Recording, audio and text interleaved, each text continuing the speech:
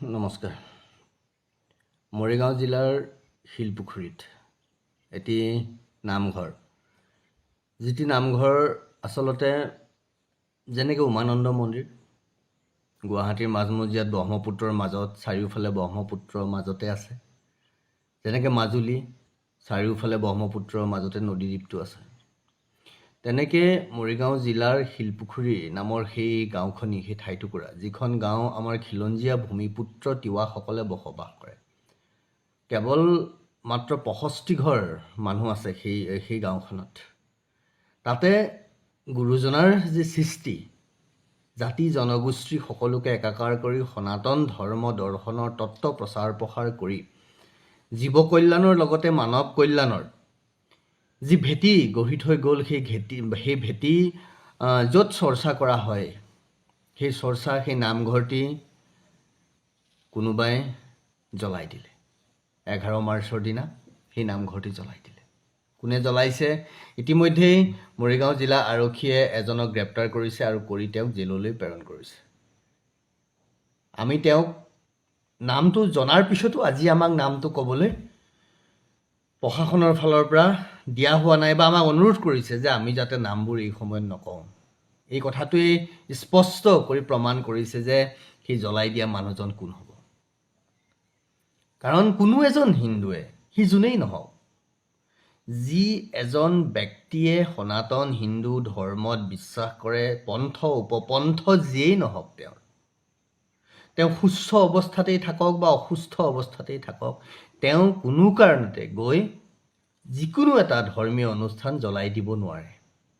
সেয়া নামঘৰ, মন্দিৰ, দেৱালয়, গুৰুদ্বাৰা কিংবা অন্য যিয়েই নহওক, সেয়া কাম হিন্দু ধৰ্মাৱলম্বীৰ লোকে, সনাতন হিন্দু ধৰ্মত বিশ্বাস কৰা, সনাতন হিন্দু ধৰ্মৰ কোনো পন্থ উপপন্থৰ লোকে কৰিব নোৱাৰে। আৰু সেই মানসিকতা কাৰ আছে, সেই কাম কোনে কৰিছে, বিশ্বৰ ইতিহাসে কয়, অসমৰ ইতিহাসে কয়, অসমৰ, ভাৰতৰ, কাশ্মীৰৰ শেহতীয়া পৰিৱেশবোৰে সেই কথাবোৰ স্পষ্টকৈ প্ৰমাণ কৰি আছে। বাংলাদেশ, পাকিস্তানৰ কথা নকলোৱেই যেনিবা। আৰু সেই ঘটনাৰ খবৰ ল'বলৈ আমি যোৱাকালি, মানে 16 মাৰ্চৰ দিনা আমি সেই গাঁওখনলৈ গৈছিলোঁ। আৰু সেই গাঁওখনলৈ গৈ আমি যেতিয়া দেখিলোঁ, স্থানীয় ৰাইজক লগ পালোঁ, কথা বতৰা হ'ল। স্থানীয় আইসকলক সুধিলোঁ, কওকচোন কেনেকৈ হ'ল, কি হ'ল। কথা ক'বলৈ গৈ তেওঁলোকে হুক হুকাই কান্দিলে, কোনোবাই উচুপি উচুপি কান্দিলে, কোনোবাই চিঞৰি চিঞৰি কান্দিলে। এখন মাত্ৰ গাঁও, চাৰিওফালে মুছলমান, আৰু সেই যিটো অত্যাচাৰৰ, যি সন্ত্ৰাসিত হৈ আছে, যি শংকিত হৈ আছে সেই মানুহখিনি, আৰু যিটো প্ৰক্ৰিয়া কৰা হৈছে। পুলিন কলিতা, দৈনিক অসমৰ বাম চিন্তাধাৰাত বিশ্বাসী এগৰাকী জ্যেষ্ঠ সাংবাদিক পুলিন কলিতাই তেওঁৰ এখন কিতাপত খুব ধুনীয়াকৈ লিখি গৈছে যে কেনেকৈ বৰদোৱা, ধিং, মৈৰাবাৰী, লাহৰীঘাট এই অঞ্চলটোত তেওঁ খুব সুন্দৰকৈ তেওঁ কিতাপত লিপিবদ্ধ কৰি থৈছে। যদিও তেওঁ বাম চিন্তাধাৰাত বিশ্বাসী, তথাপিও পুলিন কলিতাৰ সেই কিতাপখনত খুব সুন্দৰ, কিতাপখনৰ নামটো এই মুহূৰ্তত মোৰ মনলৈ অহা নাই, ঠিক, অসমীয়াৰ সাংবিধানিক ৰক্ষা কৱচ, এই মোৰ সন্মুখতে আছিলে কিতাপখন।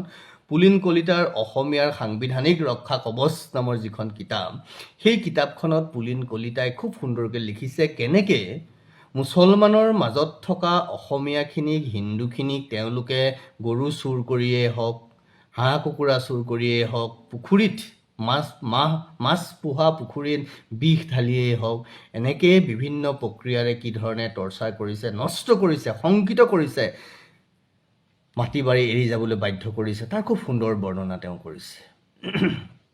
এই যিটো নামঘৰ জ্বলাই দিয়া হ'ল, এই নামঘৰ জ্বলাই দিয়া গোটেই প্ৰক্ৰিয়াটোত আমি এতিয়া কি ক'ম? তেওঁলোকৰ চকু পানী, সেই চহা দুখীয়া গাঁৱৰ তিৱা, আমাৰ জাতি জনগোষ্ঠীৰ, আমাৰ খিলঞ্জীয়া, আমাৰ সহোদৰ, আমাৰ ভূমিপুত্ৰ তেওঁলোক, তিৱা জনগোষ্ঠীৰ সেইসকল লোক কেনেকৈ শংকিত হৈ আছে।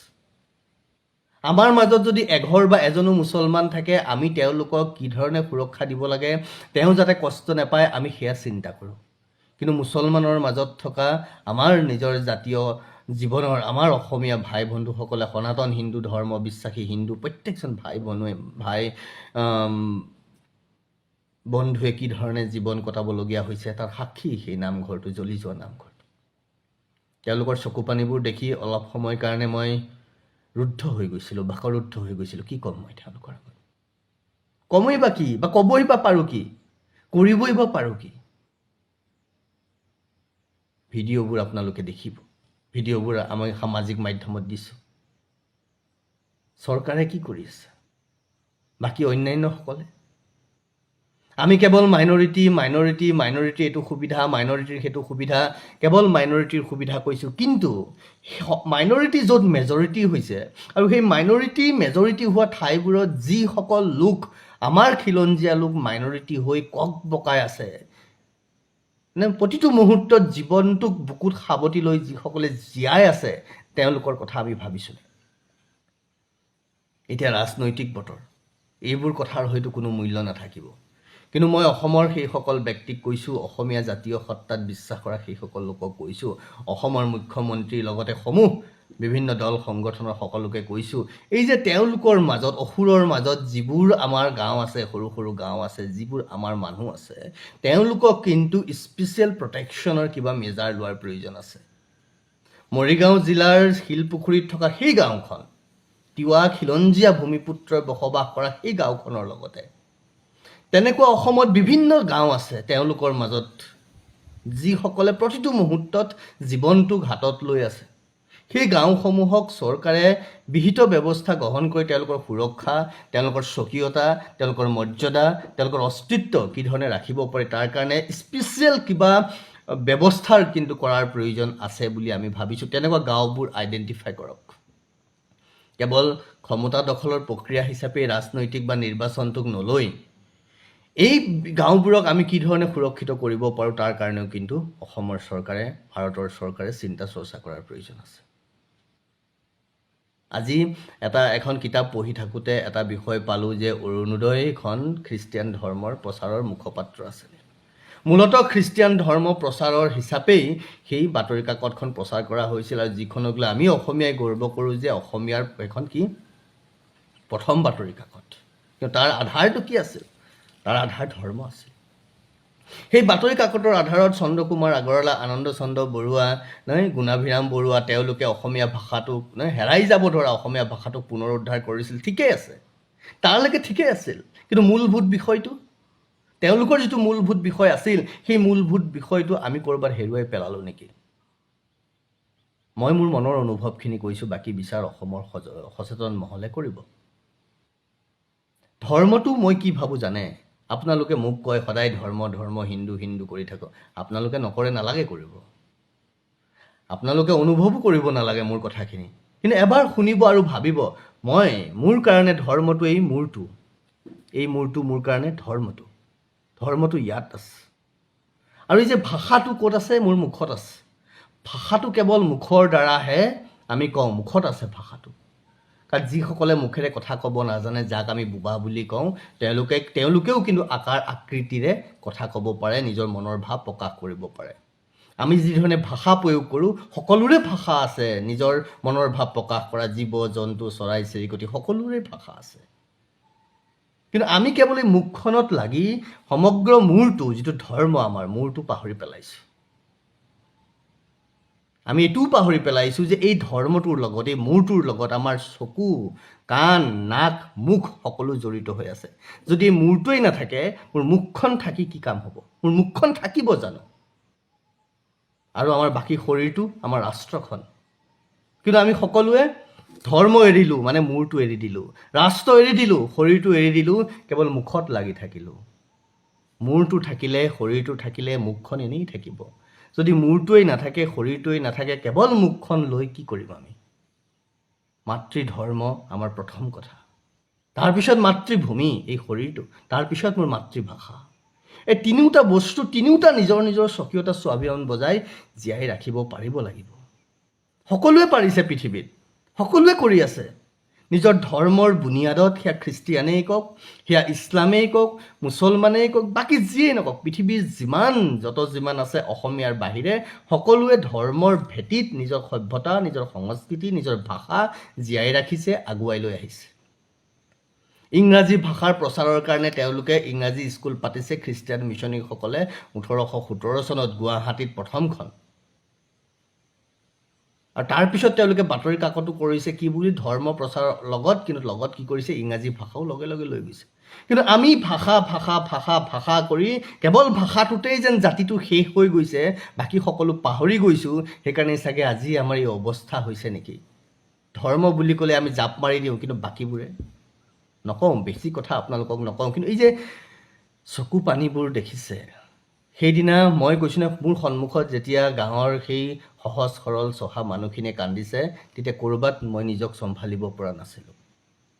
তাৰ কাষতে এটি শিৱ মন্দিৰ আছে, য'ত কেৱল কৈছে 2 বিঘা মাটি আছে শিৱ মন্দিৰটোত, কিন্তু এতিয়া 1-1.5 নল মানহে মাটি আছে। এটা 12x12 কোঠাৰ সমান মাটি আছে, বাকী আৰু চব বেদখল। কোনে কৰিছে জানে আপোনালোকে। আমি তাত কালি সেই বৰি বজাৰ আৰক্ষী, শিলপুখুৰী বৰি বজাৰ আৰক্ষীৰ আউটপোষ্ট, সেইটো আৰক্ষী চকীৰ যিজন বিষয়া, তেওঁৰ উপস্থিতিত, স্থানীয় ৰাইজৰ উপস্থিত, আমি তাতে এপাত ত্ৰিশূল পুতি থৈ আহিছোঁ। আৰু আমি সেই দায়িত্ব সেই আৰক্ষী বিষয়াজনক দি থৈ আহিছোঁ। যদি আমি নিজৰ বস্তুবোৰ, নিজৰ সমলবোৰ সুৰক্ষিত কৰিব পৰা নাই, তেতিয়াহ'লে কেনেকৈ জাতিটো থাকিব, কেনেকৈ আমাৰ ভূমি থাকিব, কেনেকৈ অখণ্ডতা থাকিব, কেনেকৈ ৰাষ্ট্ৰীয় সংহতি থাকিব। আমি কেৱল নিজৰ পেট পালেং পৰিয়াল, নাই, কেৱল নিজৰ পেট, নিজৰ পৰিয়াল। আৰে কি ক'ব, নিজৰ পৰিয়ালটোকে যদি লৈ আমি সমস্তখিনি বুলি ভাবোঁ, নিজৰ পৰিয়ালটো যিদিনা মৰি যাব, জ্বলাই দিব কোনোবাই আহি, নামঘৰটো জ্বলাই দিয়া নিচিনাকৈ, তেতিয়া কিডাল কৰিব, তেতিয়া কি কৰিব। আৰু জাতিৰ নামত আমি, এই যে মানুহখিনিয়ে কান্দিছে, কিয় কান্দিব লগা হৈছে? তেনেকুৱা কিমান মানুহে কান্দিছে। আমি সেই কন্দা মানুহখিনিৰ কথা কোন, সেই মানুহখিনি কোন? সেই তেওঁলোকৰ কন্দনবোৰ শুনি যেতিয়া আমি আপোনালোকৰ আগত কওঁ, তেতিয়া আপোনালোকে আমাকেই তিৰস্কাৰ কৰে। কৰি থাকক, মোৰ তাত ক'বলগীয়া নাই। কিন্তু সেই দুখীয়া মানুহখিনিৰ চকুৰ পানী মূল্য তেওঁলোকে যাতে পায়, তেনেকুৱা যিমানবোৰ গাঁও আছে মুছলমান অধ্যুষিত এলেকাত, সেই গাঁওবোৰ চিনাক্ত কৰা হওক।